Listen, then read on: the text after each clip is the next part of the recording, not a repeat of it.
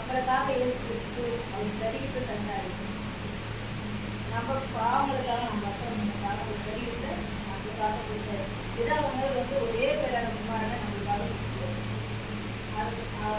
அதை பற்றி யோவான்ல இருக்குது. அது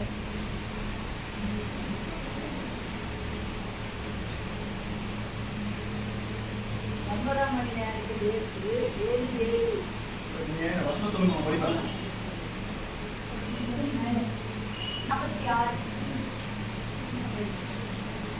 9ஆம் மணி நேரத்தில் இயேசு ஏலி ஏலி ராமா சபக்தானி என்று மிகுந்த சத்தமிட்டு கூப்பிட்டார்.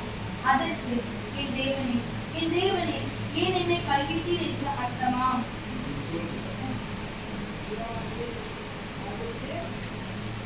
9ஆம் மணி நேரத்தில் சொல்றது ஏன் என்னை கைவிட்டீர் ஏன் என்னை கைவிட்டீர் என்று அப்படின்னு சொல்றாரு.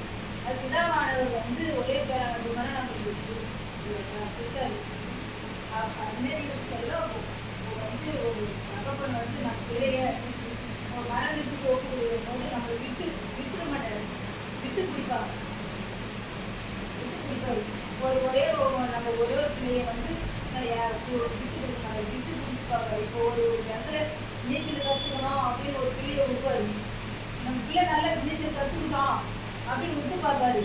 ஆனால் விட்டுற மாட்டாரு, விட்டு போயிருக்கோம் அப்படின்னு விட மாட்டாரு.